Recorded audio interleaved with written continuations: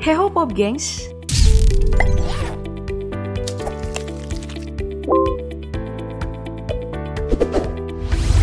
Babak 16 besar Piala Dunia 2022 sudah tiba. Apakah tim andalan kamu akan lolos? Mari menarik nafas panjang untuk menyambut babak baru sambil kita kilas balik sebentar nih tentang hal-hal apa aja sih yang sempat jadi sorotan di Piala Dunia 2022 mulai dari pembukaan hingga kemarin. Opening ceremony berlangsung meriah di Stadion Al Bayt berkat ribuan kembang api yang menghiasi langit kota Doha yang dipadukan dengan atraksi drone. Atraksi ini juga sekaligus meramaikan kick-off laga perdana dari Piala Dunia 2022 antara Qatar versus Ekuador. Dan untuk pertama kalinya ada lantunan ayat suci Al-Quran yang menjadi sejarah baru dalam pembukaan Piala Dunia. Ya ayyuhan nasu inna khalaqnakum min dzakarin wa untha. Ya kali, Qatar sebagai tuan rumah kan emang negara Islam ya. Pembacaan surat Al-Hujarat ayat 13 ini dibawakan oleh seorang penyandang disabilitas bernama Ghanim Al-Mufta didampingi aktor watak Hollywood Morgan Freeman. Sosok Ghanim seketika menjadi inspirasi bagi masyarakat dunia, juga melalui konten yang ia buat di media sosial, karena walaupun lahir dengan kondisi langka yaitu caudal regression syndrome, ternyata hal itu tidak menghambat hidupnya. Sebelumnya juga beredar video orang sedang pengajian Al-Quran di lapangan sepak bola.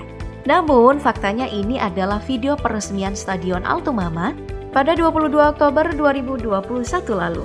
وَجَعَلْنَاكُمْ شُعُوبًا وَقَبَائِلَ لِتَعَارَفُوا. Kehebohan juga datang nih dari bangku penonton. Soalnya Qatar memberi hadiah goodie bag kepada para supporter yang datang saat acara pembukaan. Netizen sampai menjuluki Qatar negara sultan karena isi goodie bag itu bukan sembarangan. Tas jinjing berwarna krem dengan tulisan FIFA World Cup Qatar 2022 itu dijajarkan dan dikaitkan di bangku penonton ketika stadion masih kosong. Isinya itu ada macam-macam. Ada shawl, pin, stiker pack, bola, boneka maskot, hiasan kaos, botol minum, serta pouch kecil berisi parfum atau minyak wangi. Wah, banyak banget ya. Mungkin sebanding lah ya dengan harga tiket masuknya yang mencapai $812 atau sekitar 12,7 juta. Buset. Harga ini 40% lebih mahal dibanding pertandingan yang digelar di Rusia 2018 lalu.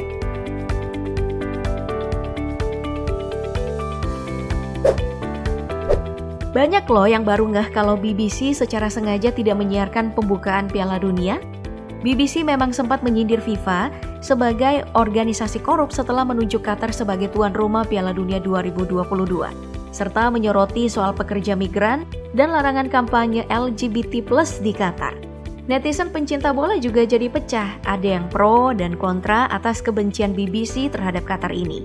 Salah satunya jurnalis Piers Morgan yang ikut memberikan suaranya mengenai BBC lewat sebuah tweet yang mengatakan bahwa BBC ini gak sopan serta menyindir kanal berita Inggris itu untuk membawa pulang saja karyawan-karyawan mereka yang berada di Qatar jika memang tidak menyukai gelaran Piala Dunia 2022 ini.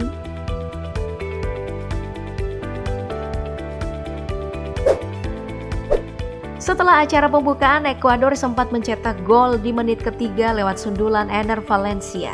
Namun asisten wasit video alias VAR melakukan intervensi nih karena berbau offside dan membuat netizen sempat kebingungan. Ternyata ada kaki Michael Estrada dalam posisi offside sebelum Torres mengirim umpan ke Valencia. Dalam aturan terbaru FIFA, pemain akan dinyatakan offside jika dirinya berada lebih dekat dengan garis gawang daripada bola dari dua pemain lawan terakhir termasuk kiper.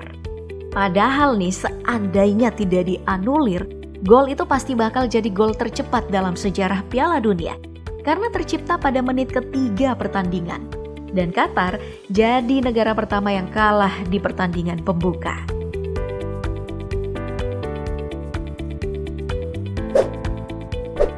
Sepanjang pertandingan, supporter berkaos Jepang juga banyak menarik perhatian karena terlihat membawa botol dan kantong sampah berwarna biru untuk membersihkan stadion.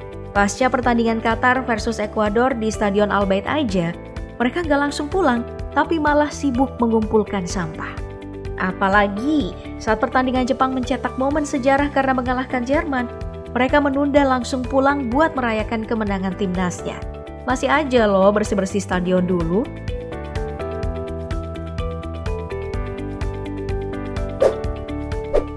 Berikutnya ada video yang cukup viral saat wartawan dari stasiun TV Kan dan Channel 12 ditolak untuk melakukan wawancara. Dalam video ini terlihat 2 penggemar sepak bola dari Arab Saudi, seorang pelajar asal Qatar dan 3 penggemar sepak bola dari Lebanon berjalan menjauhi wartawan itu begitu tahu kalau ia dari media Israel. Padahal, 2 stasiun TV ini termasuk media penyiaran papan atas loh di Israel. Tapi ya gimana, pendukung Palestina emang lebih banyak. Menyusul video lainnya yang juga menampilkan penolakan yang sama. Nah, ngomongin wawancara, ada yang gak kalah viral nih.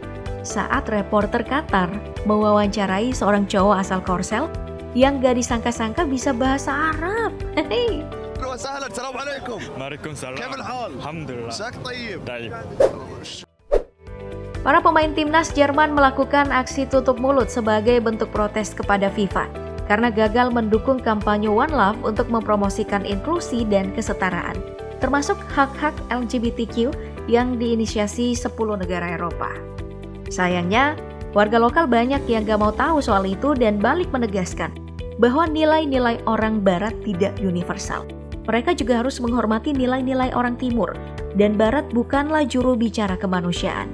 Seperti yang diungkapkan pemilik akun Twitter @binahar85 saat membalas tweet @grandwall yang cukup viral karena dilarang masuk ke dalam stadion gara-gara kaos pelangi. Arab Saudi juga sempat mengejutkan dunia nih karena sukses mengalahkan Argentina dengan skor 2-1, menjadikan Arab Saudi sebagai tim Asia pertama saat itu yang menang di Piala Dunia 2022.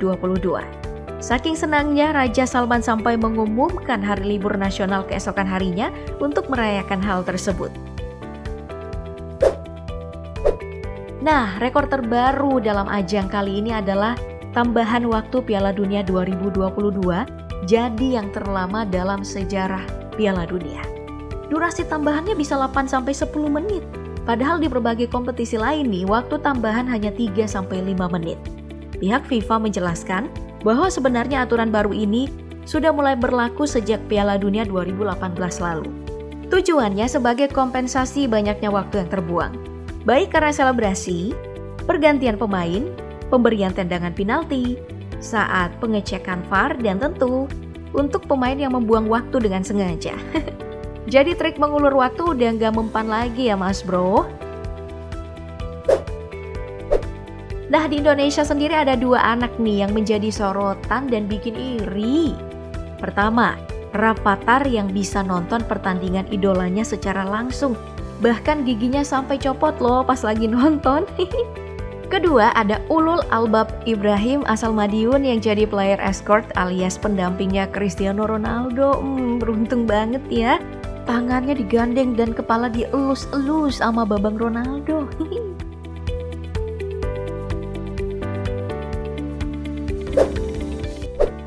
Lalu di bangku penonton tiba-tiba dihebohkan dengan kemunculan Neymar palsu. Soalnya waktu itu Neymar asli lagi istirahat karena cedera.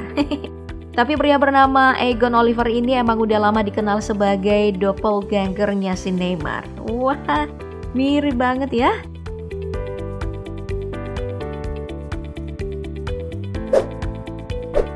Masih di bangku penonton ada momen nyaris bentrok karena banyak yang menganggap Jerman gagal melaju ke babak 16 besar karena Jerman tidak menghargai Mesut Ozil sampai bawa-bawa poster Mesut Ozil. Gara-gara ini juga pembawa acara di sebuah program TV di Qatar jadi ngajak kayak gini nih. Pasti pendukung Jerman tambah kesal sih ini ya. Dan setelah pertandingan yang cukup seru di fase grup selama nyaris 2 pekan ini, inilah daftar tim negara yang lolos maju ke babak 16 besar Piala Dunia 2022. Mulai dari Prancis, Brasil, Portugal, Belanda, Senegal, Inggris, Amerika Serikat, Australia, Argentina, Polandia, Maroko, Kroasia, Jepang, Spanyol, Korea Selatan, dan Swiss. Mari kita lihat siapa yang akan maju ke babak perempat final 9 Desember nanti.